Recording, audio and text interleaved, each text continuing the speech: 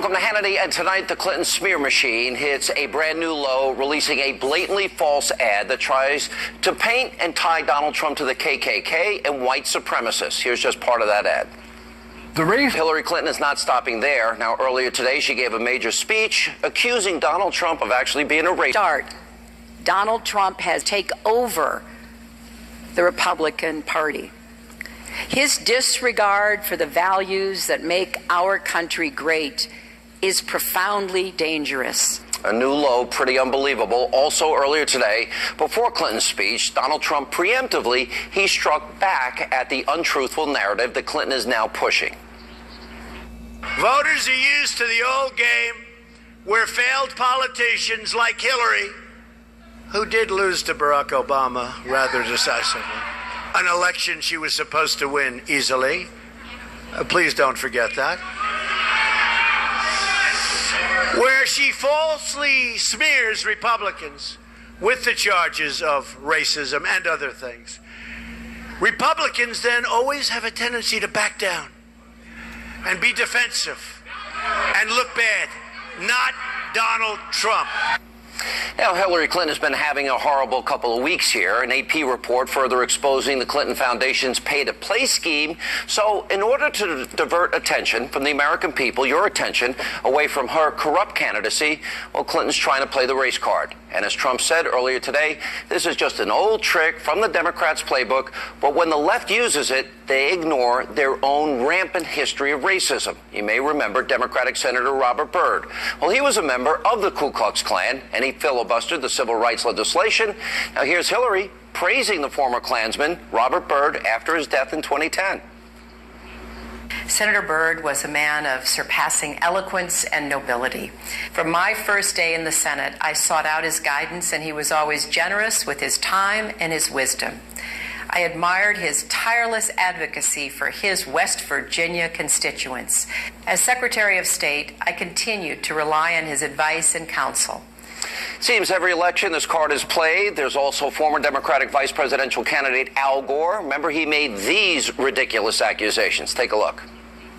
It's wrong what the leader of the Republican Party and this Congress are doing in blocking an accurate census because they don't want to count everyone that they don't think they can count on. They are in favor of affirmative action if you can dunk the basketball or sink a three-point shot.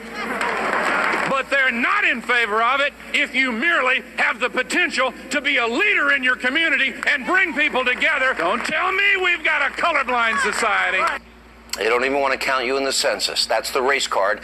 We can't forget about these two old campaign ads from Democrats that push disturbing falsehoods. Let's take a look at more of this history. When you don't vote, you let another church explode. When you don't vote, you allow another cross to burn. On June 7, 1998, in Texas, my father was killed. He was beaten, chained, and then dragged 3 miles to his death, all because he was black. So when Governor George W. Bush refused to support hate crimes legislation, it was like my father was killed all over again. Well, actually, George Bush supported the death penalty for that individual. And, of course, a lot of these ads are just lies. Just a few examples of how low the Democratic Party will sink every 4 years in order to scare voters into trying to win elections. Now, while Clinton is pushing this unfounded and outright false narrative about Donald Trump, well, she ignores how her own party and President Obama have failed the black community. Now, under President Obama, the number of African Americans on food stamps has gone up a whopping 58%. What a failure.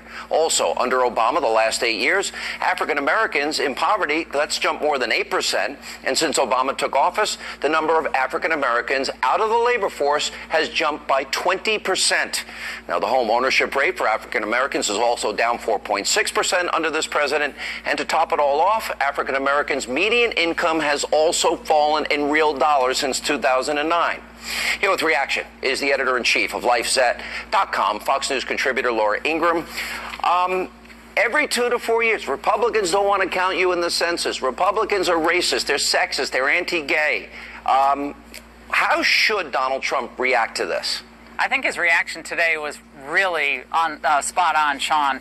He called Hillary out for her record of failures in creating jobs with the Obama administration.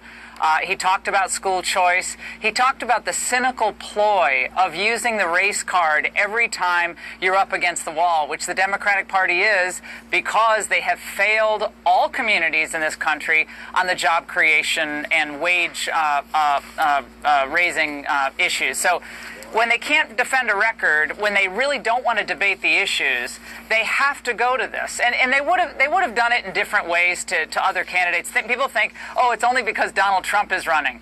But we saw what they've tried to do to Republicans in the past. And Tom Sowell, I think, said it best. He said, black votes are really what matters. To the extent that Obama and Hillary care about the lives of individual black Americans, to the extent they care about them, they care about their votes more. So as long as you keep people divided, Sean, and polarized, that keeps the heat off the Democrats and their own record. The more racial harmony we have, the less we're going to see of people like Al Sharpton. Do you think it's a mere coincidence, though, that, this is the week she was exposed? I mean, more than half the people that she met with while Secretary of State were either donors or people that promised money to the Clinton Foundation. So I don't think this is any accident, the timing of her doing this. Do you agree on the timing issue? I think the timing also has something to do with Trump's outreach to the minority community. I think they're in total freak-out mode over his outreach. And you know how right off the bat they said, oh, he's not really doing outreach. They're doing outreach to white voters, and he doesn't really care. This is all just a cynical ploy. Well, if it's not going to work, then why are they so worked up about it? So they have to put out this other narrative that, well, this random KKK leader said something about Trump. The whole thing is so ridiculous. I think you pointed out a few weeks back that the U.S. Communist Party supports Hillary. So but what does that imagine tell this. us? Think of the double standard. All right, so J. William Fulbright is a known segregationist. Bill Clinton swears, well, that's my mentor. Robert Byrd, the former Klansman, is Hillary's mentor. Let's go back. This wasn't even that back long ago, back in 2012, New Yorker magazine. This is Bill Clinton, actually quoted as saying, Tim Russer told me that, according to sources, Bill Clinton, in an effort to secure the endorsement for Hillary from Ted Kennedy, also said, hey, a few years back, this guy would have been carrying our bags talking about Obama. He has taken his advocacy on behalf of his wife to a level that is pretty troubling. Now, imagine Donald Trump. Imagine the outrage.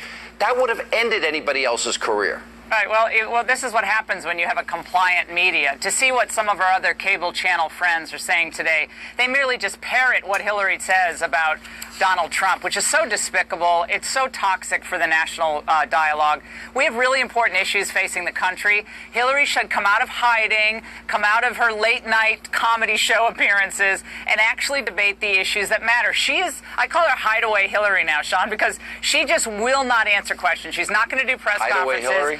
Yeah, hideaway Hillary. She's just going to hide away until the election and try to run out the clock. But, I mean, I think we're going to say this. If we're going to do guilt by association, I didn't mean to interrupt you. I apologize. If we're going to do guilt by association, okay.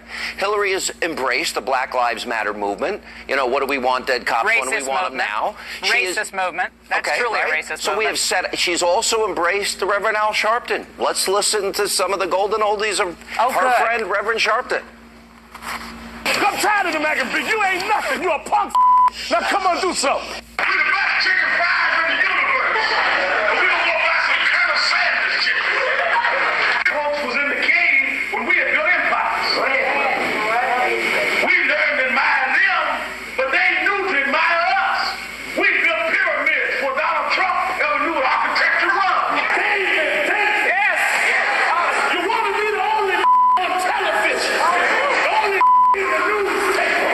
The only can talk. So here's my question. So she's friends with Black Lives Matter. She's friends and seeks the approval of Al Sharpton. Then she takes money from countries like Saudi Arabia that kill gays and lesbians, that discriminate against women, Christians and Jews. I think she's got a bigger problem than Trump, should Trump use that. I think you're right, Sean. I get the sense, in just talking to us regular folks who aren't all that into politics, people are really tired of this.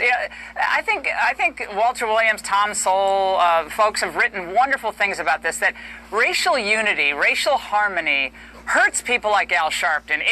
It kills off the radicals on the left. It hurts Hillary Clinton. It hurts Barack Obama, because what they really care about, not so much about what's happening in the inner city, whether there's violence, what they really want is power. And they want to keep the dependency game going in the inner cities. If people stop being dependent on government, people start thinking for themselves, their game is up. All right.